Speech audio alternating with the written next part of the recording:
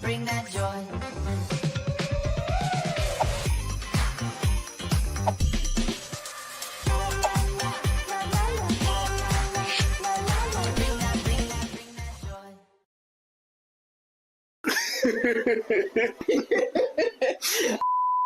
In one word, describe the game's hangout. Vibrant. Everyone's kind of getting along, playing games. I would be underestimating if I gave it any less than a 10. Right? I've met some fantastic people here today, so it's a 10. Oh, I'm loving it. I'm loving it. Especially this drink from Court of Cards. Yes, the best drink ever. Passion fruit. I had a lot of fun. Honestly, I feel I've been in touch with my inner child, which is something I should do more. Such a different atmosphere altogether. I don't think I have ever been to such an event earlier. What's your impression of Builders Tribe so far? Builders Tribe just screams community. It's just for the people. The way you've managed and organized this event, I'm really impressed because it's something that we haven't done before and we were lacking as a community. It's a nice community. I love how you came up with the idea to network with a lot of people. Networking, chilling, hanging out, playing cards. I love it. Drinks, especially. I love my drinks. Community. Coming together. I've met 6 new people today, which is really good. And I'm going to take those meetings further. I'm going to just through games. It is getting interesting, and I think after today's conversation that I had around the table, there's some interesting subject and plan and project coming up. This tech community is different in terms of the way networking is being happening. There are these young minds behind it, so we get to learn a lot with these guys. I've been looking for a community such as this for quite some time. It's a lovely community actually, and diverse. I love that I met some people who work with as mentors in the community, and it's also fun to see some university students joining, so there's a really diverse, let's say, background of people joining all in all. Customers expect brands to interact with them on their preferred channel and expect these interactions to be personalized and connected. To deliver this seamless connected experience, marketers need a unified platform that connects all data sources and all channels. Introducing MoEngage Connected Apps, a low-code framework that enables brands to instantly connect to any inbound data source or any outbound channel within clicks. Connected sources enable seamless data inflow from various sources with instant integration and deliver a unified customer profile. With connected channels, brands can now engage their customers across any outbound channel of their choice by instantly configuring them within clicks. Connected Apps expands the power of MoEngage's open platform by extending its analytics, personalization, orchestration, and AI capabilities to a vast number of channels and data sources. MoEngage Connected Apps helps marketers eliminate data silos, reduce integration efforts and costs, go to market faster, and deliver truly connected experiences. Connected Apps helps partners quickly build any integration with our low-code intuitive interface, make your app instantly accessible on our marketplace, boost revenue with wider adoption of your app for advanced use cases. Say goodbye to all your integration worries Embrace MoEngage connected apps, endless possibilities, enriched experiences.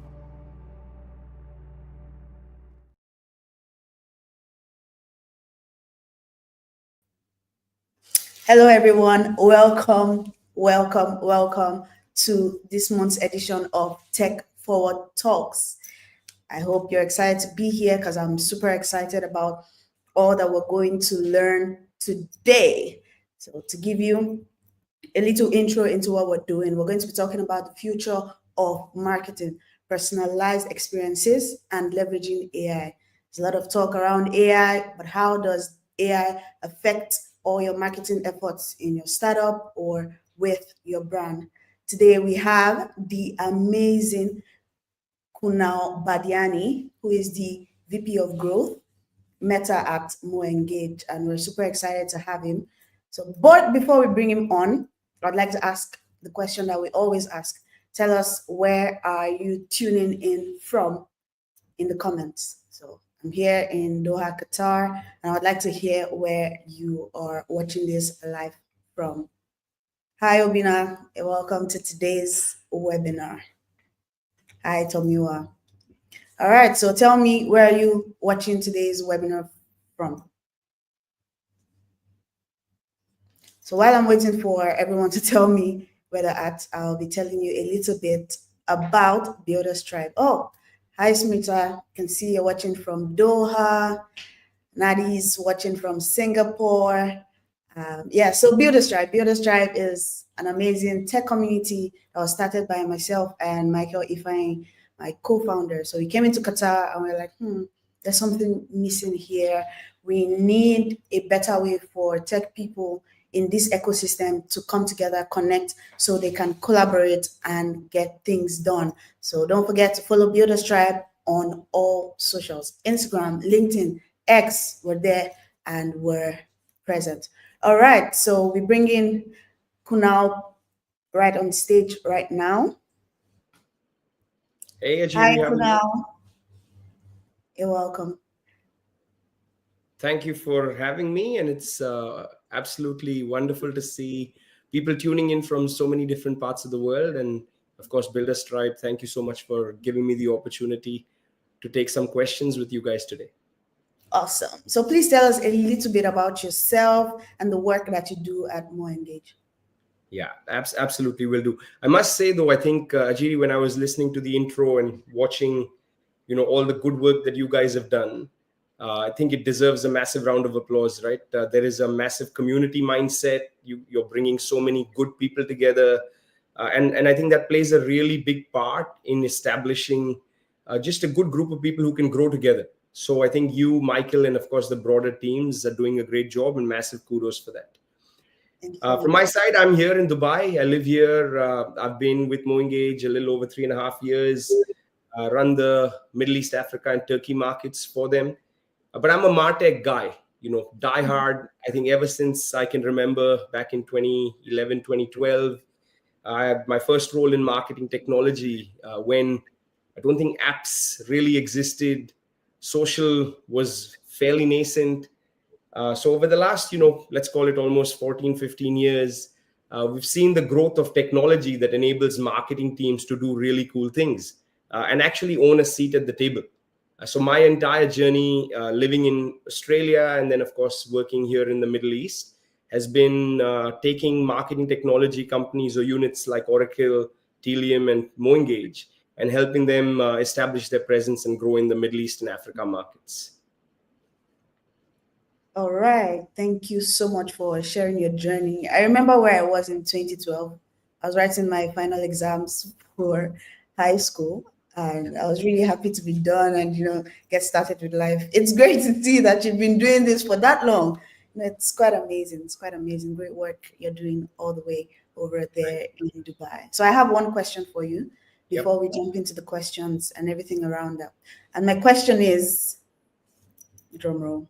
My question is, what would you say is the most adventurous thing you've ever done outside of work?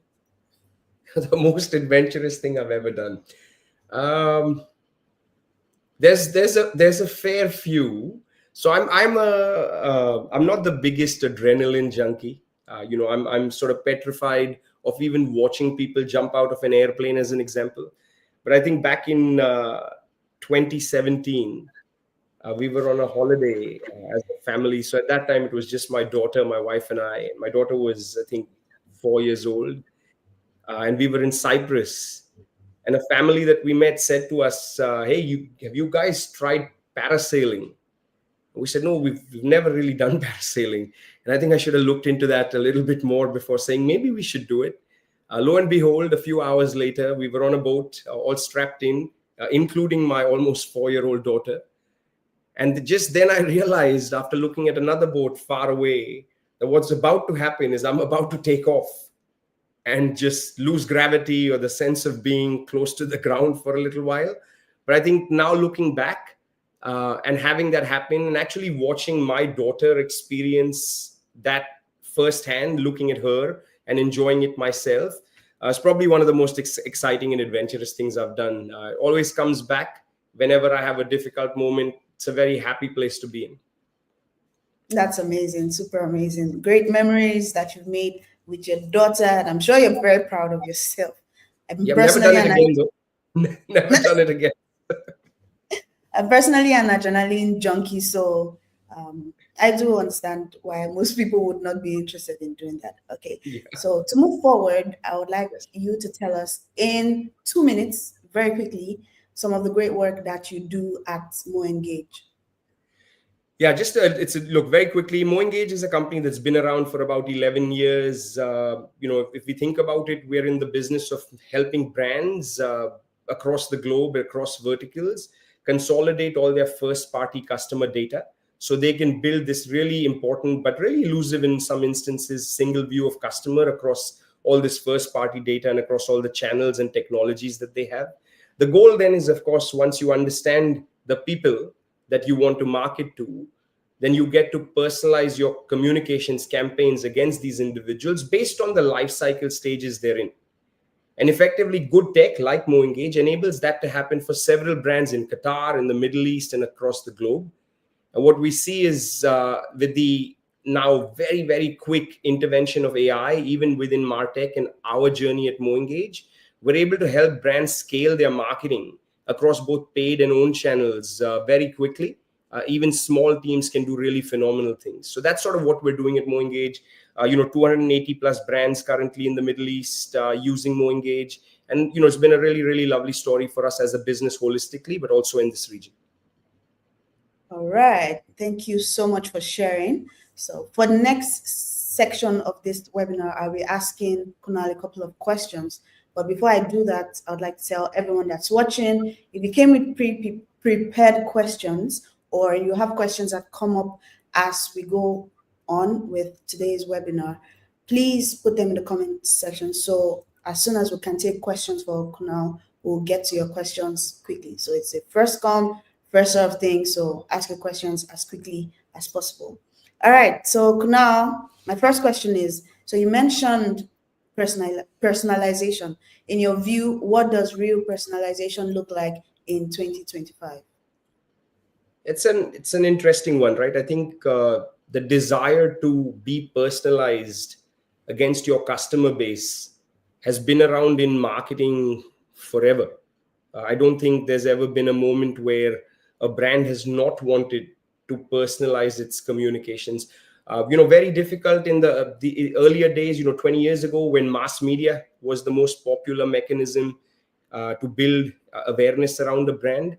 I think today in 2025, most brands, if not all, should approach personalization in the way it means, which is personal, about one person. No longer is it about, a group of people, a segment, a cohort. You today have the ability to really understand Kunal as Kunal, and you have to be very invested in understanding me or your consumer across all of the touch points that your brand allows them to either operate with you, use you, shop with you. So the beauty of that is that if you have mechanisms in place, your customer is going to experience interactions with you as a brand that are so uniform across any single touch point, whether it be walking into a store, receiving an email, calling a support or service desk to speak with an individual, and honoring that customer data and ensuring that understanding your customer across all those data points and sources is at the centerpiece of your marketing strategy will only enable that personalization to happen. Now, that being said, I think one thing is obviously, yes, understand the person holistically across all these channels, digital sources, non-digital sources, but it's also then understanding where within the gamut of different channels that I can communicate with a customer in, the person, the customer, the individual is most likely to receive and respond to that communication. Many times brands will understand the person, but then send the right message, but in a multitude of channels, right? An email will go out, an SMS will go out, a WhatsApp today will go out. And really that's doing a disservice to two things. One, your marketing budget, and two, your customer, right? Because nobody today wants to be bombarded by irrelevant messaging or even relevant messaging across irrelevant channels. So I think personalization in 2025 is sort of wearing two hats, right? One is understand the person. It's no longer segments, no longer cohorts, no longer groups of people. It's segments of one. And then also based on that segment, whatever the message, the offer, the communication, or the dialogue a brand needs to have with its customer needs to happen in the right channel. And if both of those are done appropriately, I think, you've got a secret sauce there for every brand. All right. Thank you so much for answering that. I see, when I started working in UX, it was about user personas. It was lots of groups, demographics, and all of that. It's interesting to see that MoEngage is approaching this differently, and everyone actually should do that. Quite interesting. All right. So I'm asking the next question now, and it is, how is MoEngage using AI right now to predict what customers want next? Yeah, I think so. Look, let's break this down first. First and foremost, to do anything using AI, you must have, as best as possible, an accurate data set. So the first thing that MoEngage, typically, or most good technologies would or should enable their customers to do, or brands to do, is get their customer data in a salient state, right? It's got to make sense. It's got to be as accurate as can be, because otherwise it's garbage in, garbage out, right? AI will not deliver for you appropriately if what you're feeding it with is inaccurate or incorrect. So the first thing we're helping our brands do is really get that first party data right.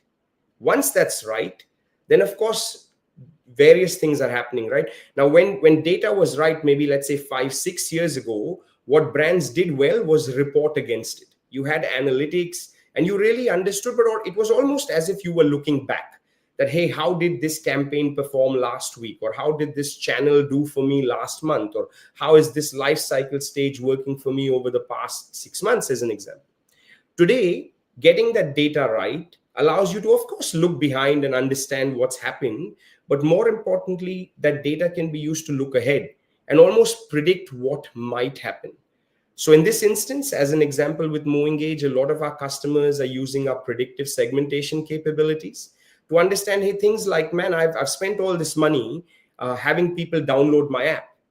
Can I predict, based on all of the behavioral data that MoEngage is capturing, what is the propensity or the likelihood for someone to uninstall my app? Now, that's one simple example, but think about it, right? If someone uninstalls your app, not only have you wasted all that money to have them install, but also more importantly, that person's probably never going to come back, right? That they've tuned out consciously or subconsciously from you as a brand. So the ability to use this data and run predictive segments around anything, propensity models for uninstall, propensity models for conversion, likelihood indexes for a good event happening or even a bad event happening, allows us to take this data that is salient and very, very cohesive in nature and plan based on what we know will happen or could happen ahead, right? Now, AI is doing several things today, of course, within marketing technology and broadly in people's lives. So once you've got this segmentation and it's available for you with some level of confidence based on these predictive models, what we also want to do is really understand what's the type of message, what's the channel, what is the likelihood that someone or a message will resonate with someone if sent at a particular time. And using pre-built, already available features within MoEngage as an example, brands are able to understand what's the most likely channel that this person will engage with me in. What is the best time that I should send a campaign to this individual so they, actually resonate with it or interact with it in some capacity. Also, within the broader schematics of multiple campaigns, what's the best direction I should take? Should I go an email first? Should I then do a push notification? Should I wait 3 hours or a day? And effectively, what AI is doing is making that really available and readily available so that you're not guesstimating, but you're using data that's already available to then make those forward-looking predictions and then utilizing the capabilities that MoEngage has in this instance to really double down on your marketing objectives. Several examples of this happening beautifully, but a good one was like the one I described where you want to predict uninstalls, you want to predict people who might churn or lapse, or predict people who might take a good outcome, such as take an offer and buy more. And your entire marketing mix, campaigns, and strategy can change very quickly utilizing those insights. All right, that was amazing. And on topic of data, the next question is, how can marketers balance data privacy with the push for hyper-personalized content? Yeah, it's an interesting one. I'll tell you, if I was to draw, a hierarchical grid to think about, as a CMO today or as a VP of marketing today, what are the tranches that I need to get right in an order, right? And this is my humble opinion. I think the first thing we need to get right is permission. Because without permission, the data is almost obsolete, unusable, or should not be used. If I get permission and then I get data, and that data is in a salient, cohesive fashion across all the touch points that a brand has against a user profile, an individual, then all the downstream, activations can work nicely, inclusive of models and using AI to predict things like, what channel would work well, what time a campaign should be sent. So if you think about this and you say permission is the first piece, right? I think all of us, in our lives as consumers have looked at a message potentially and said, I don't even remember if I, why is this brand messaging me? Did I ever say yes for it to message me? And for a while, maybe 10 years ago, 8 years ago, things were a little bit more lax around utilizing this information. In fact, back in, when I moved to Dubai back in 2016, there was even solutions that I was taking to market called data management platforms, where there were third-party data marketplaces, where in a non-PII way, a non-personally identifiable way, you could still procure data around behavior of individuals. So now that times have changed, I think first thing is prioritizing permission. Now that's a little bit difficult just to say, but if a brand approaches this in a way where you're trying to do something that is win-win, I think most customers will indulge, right? We work with several brands who tell us, hey, guys, you're talking exactly what we want to do. We want all this first-party data across all our touch points, and we want it against a profile, so I understand who this is. But people won't log in, people won't, sign up. So how do I do it, right? And I think there is a concept that, in 2 words, is called value exchange. So if you think about yourself as a consumer, you are probably more likely to give data and permission to a brand if you get something valuable in exchange. So let's imagine I'm a property portal. I could go and look at all these properties that I want to rent as an example and not tell the property portal who I am. But if the property portal was to say, hey, look, you can look at 3 or 4 listings and then give me your email address, because what I'll do is every morning I'll curate for you an email that will have personalized recommendations based on the number of bedrooms, based on the location, based on the price ranges that you're looking at. That to me is great, because what's happening now is a lot of the work that I'm doing is done for me. And that's extremely valuable to me. That's time. And to be able to get that value from the brand, I'm very happy to give them my email address. I'm very happy to give them, things like my mobile number, even fill forms with my birth date and, various other parameters that are important to the brand. But if a brand approaches this very differently, maybe even like how some brands do today or a few years ago, that, just give us your email and here's 10% free, right, for the first purchase. I think that's diminishing in value.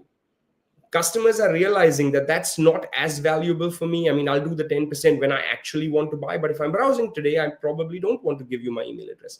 So the biggest and most important thing, if we believe, at least from my humble opinion, that the first and most important thing is getting permission, and getting permission to get and use that data is putting in place as many of those value exchanges as possible.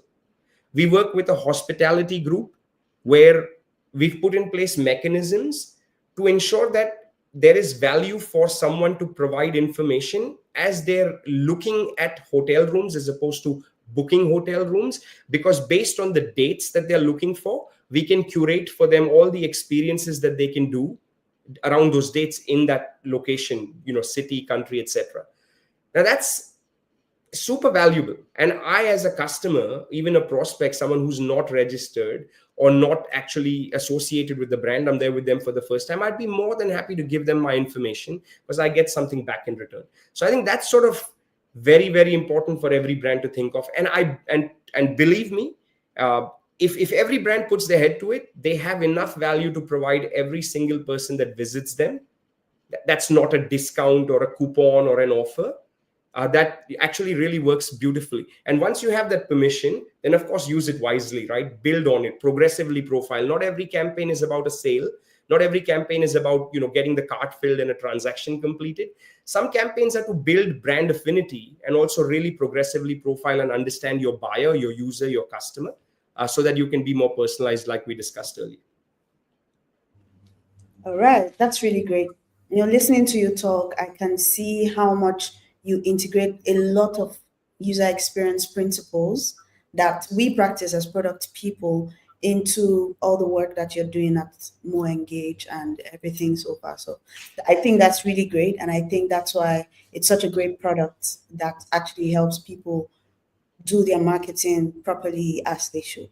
So now that takes us to the next question. You started telling us a story about a hospitality client that you had. So I want you to tell us a very specific story about the client's growth. So either that client or another one that you've served in the MENA region. Yeah, I mean, there's so many stories to tell.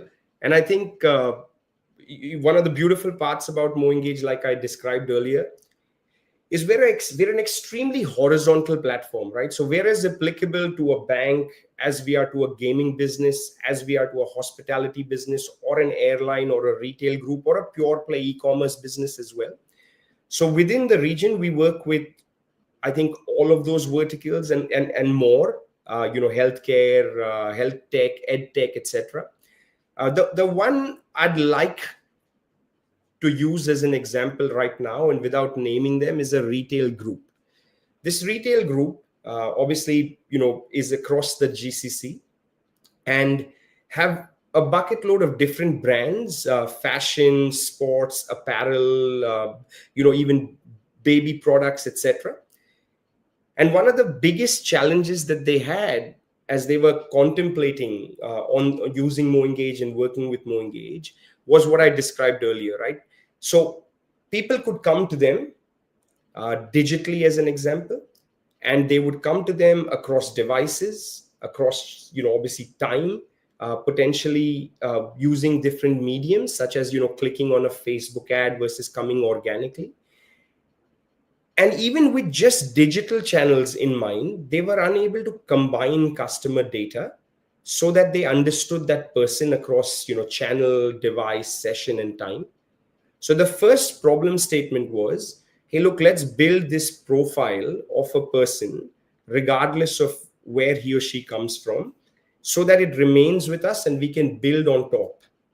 That was the first problem statement. Now, we did that really nicely, and that started reaping rewards, right? Because your campaigns got more personalized. They became more relevant because of our understanding of what life cycle stage that individual was in. And then, of course, using things like AI, you're able to understand what channels might work better, what time the message should go out. So that led to better results. So then came, we've crossed the first hurdle. Let's get on to the second hurdle. Of course, they've got lots and lots of different physical stores, right? So I can go and buy jeans at their stores. I can go and buy baby products, and of course, high-end fashion and apparel as well. So the second part was, guys, like the customers that we have in MoEngage, we know they're also buying offline, of course, right? And we really want to understand our customer in an omni-channel way, in totality, across offline and online. So the second thing we did was we worked with them on putting together an e-receipts program. So think of it this way, right? Again, this is the little bit of that value exchange. I go into a shop, I buy a pair of jeans, and I say, okay, I'm paying. The person at the cashier's desk says, hey, would you like your receipt emailed to you? As opposed to me carrying the paper receipt, which I might need to return if the size doesn't fit when I go home, as an example. So I love that. I'm happy to give you my email address because now I don't have to lug around a paper receipt, which I might lose or gets crumpled up. So I give them my email address, right? So now every time someone buys something in store, I have their email address and I can stitch all of that behavioral and purchase data into the profile that already exists based on their online behavior. Crossing that second mountain made them realize that firstly, an omni-channel shopper is typically spending 30% more with them as a brand holistically, which immediately meant the first thing they wanted to do was convert every online shopper into an omni, so offline as well. And of course, anyone who's only buying offline and is not available online, they wanted to incentivize that person to download the app, visit the web, and actually become a digital buyer. Because if the premise held true, then that was more revenue just by doing those things. The third part, and the most important part, was now running everything operational, everything transactional from within the same space. So now I know people buying offline. I understand the profiles online. I also have the ability to merge them and understand them in an omni way or in a holistic way. Now I really want to double down and even use transactional and operational communications to firstly build a better customer experience, but also as a brand, then monetize and be able to double down on the purchases and lifetime value that I can generate from a customer. A simple example of this was, typically transactional emails, those emails that say, hey, your order has been shipped, your payment has been received, etc. For a lot of brands, they come out of from the IT teams, from the technology teams, or from the e-commerce platform that brands are using. In this instance, MoEngage has a product called Inform, which is built only for transactional and operational communications. And using this, what they did, which was phenomenal, was they doubled down on their transactional emails. So they said, every time I send a transactional email, I know I'm getting 60+% open rate. Somehow everyone likes to open, your order has been shipped, your payment has been received, etc. I do as well, guilty. And within that, where they're getting 100% inbox placement, almost 60+% open rate, 20% of the real estate of that email, they use to insert AI-based recommendations on the models that we have in MoEngage, like frequently bought together, frequently viewed together based on the item purchased. The results were phenomenal because you're getting more eyeballs. It's very personalized based on the AI model, but also what the person has bought. And of course, it led to a lot of clicks and purchases, right? So that was the third mountain crossed, which was now looking at marketing holistically in every single touch point, not just the promotional campaigns, but also the transactional campaigns. So just giving you that recap, right? Online, offline data, all available centrally, a real true understanding of the customer across all the channels, being able to not only delight the customer with personalized campaigns across the channels available, based on all their digital behavior, but also offline, but then using transactional so they can double down on after purchase, selling more to the individual using transactional comms. So that was a really, really, happy success story. They've been a customer of ours for over 3 years and really, really happy and delighted with the performance that they have. That's actually quite amazing. Great. I'm learning so much because I'm not a marketer, but now I know about omni channels and all the many things around. Yeah, that's really amazing. I'm still learning. The reason I wake up every morning and it's still exciting to be in marketing technology because I think it's changing so fast and still changing. Yeah, that's great. All right. So for the people watching from everywhere around the world, it's time for you to put down your questions if you haven't yet. So we're going to take a very short break. I would ask Kunal final question, and then we'll start taking questions from the audience. All right.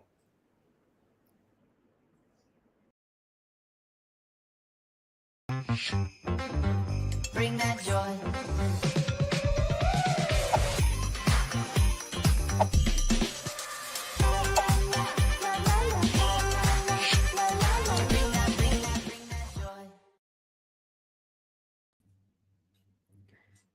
All right. So we have the final question for Kunal, and it says, for early stage startups in the MENA region, what's the first step toward AI-driven growth marketing?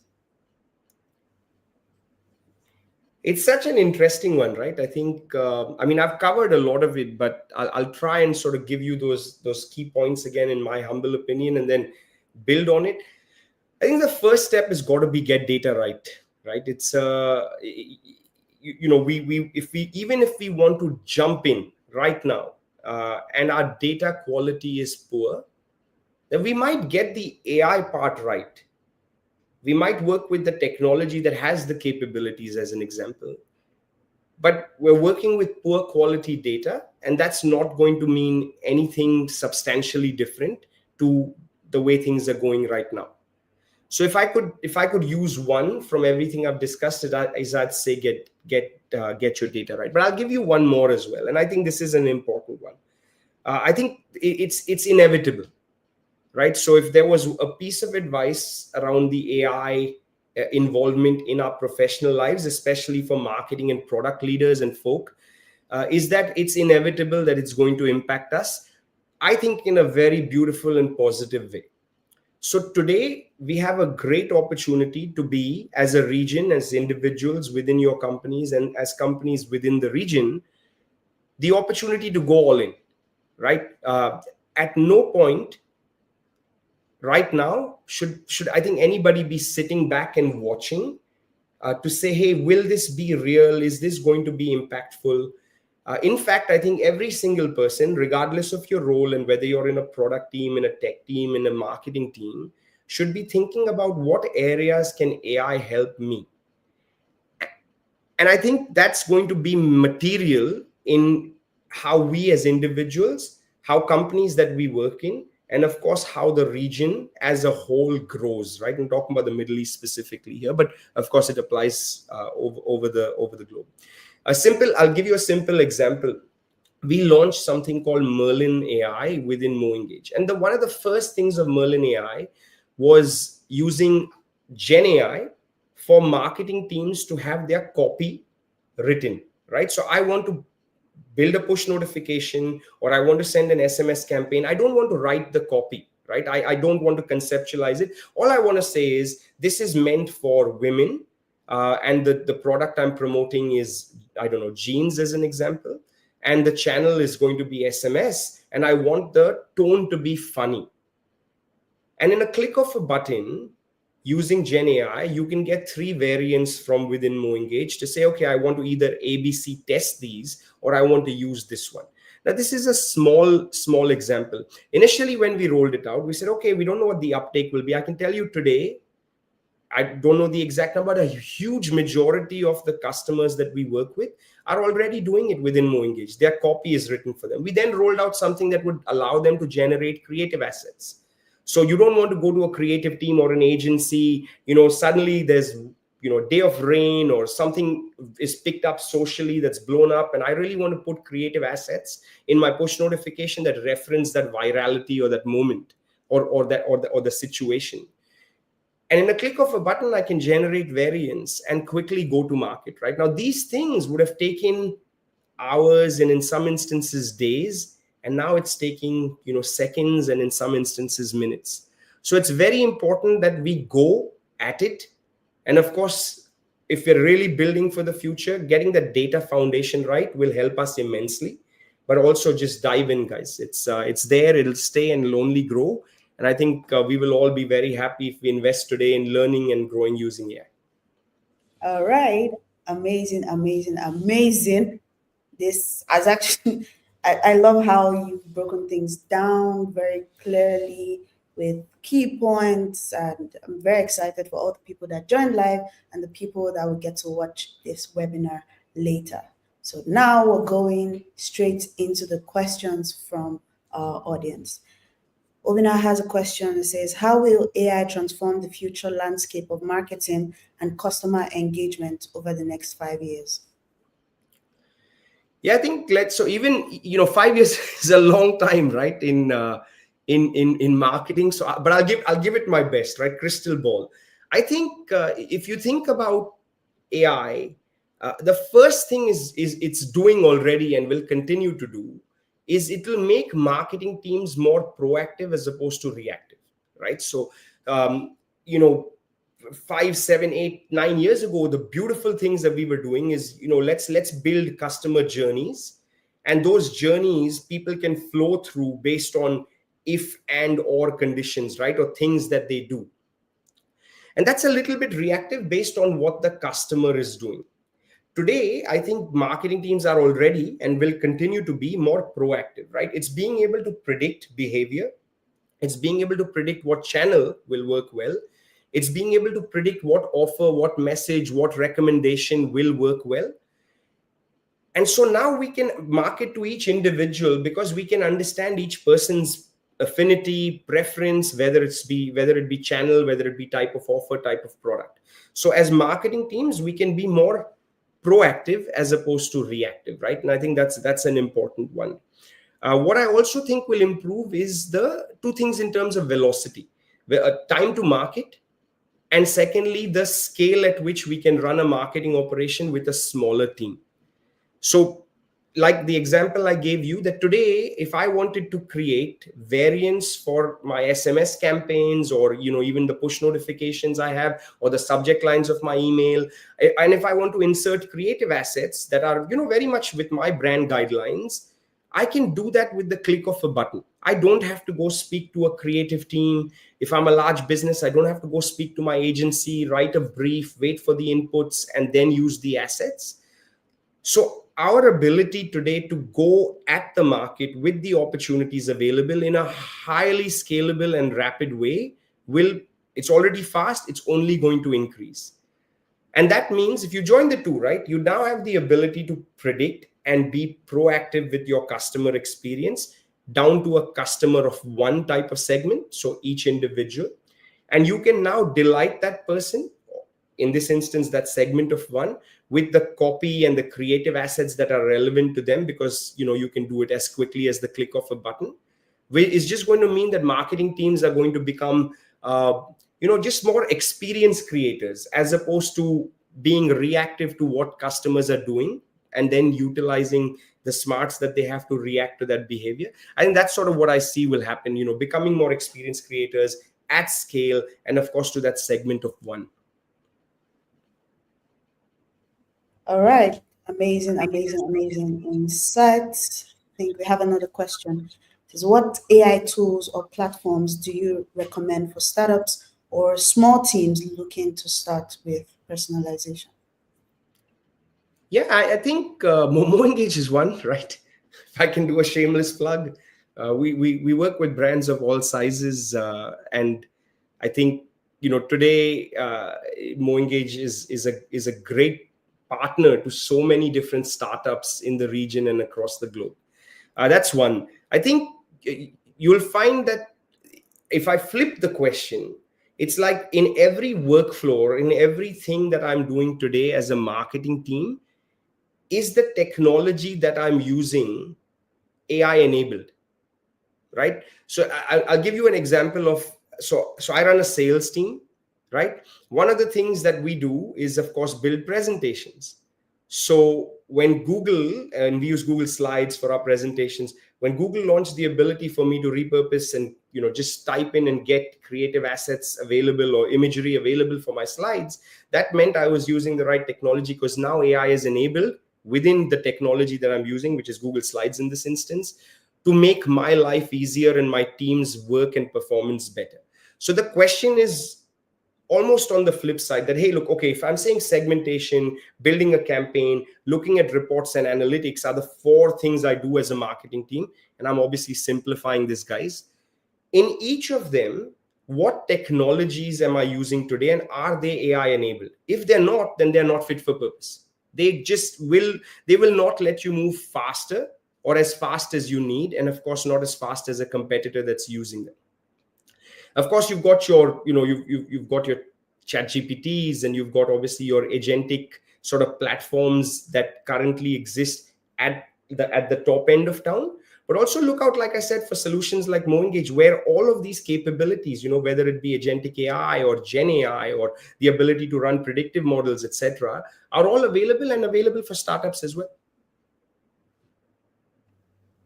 All right. Thank you so much for sharing. So I have one question. It's not from the audience. And my question is, for people interested in using MoEngage and trying out MoEngage, how can they reach out to the team, or what do they do to reach out to MoEngage?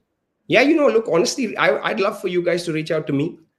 You can connect with me on LinkedIn, write to me, more so because I'd love to understand what piqued your interest in this conversation.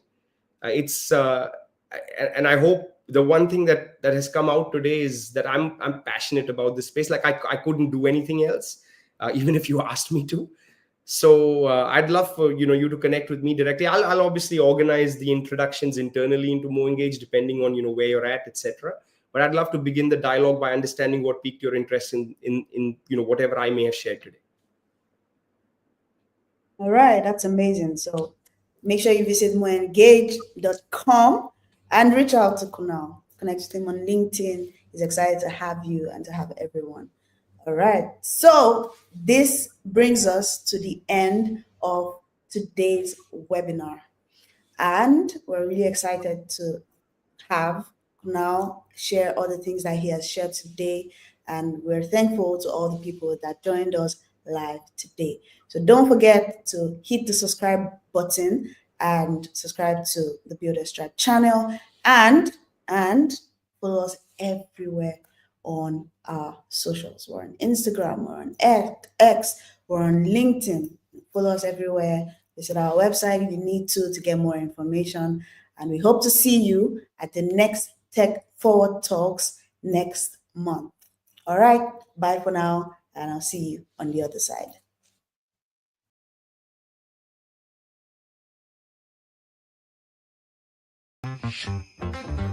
Bring that joy.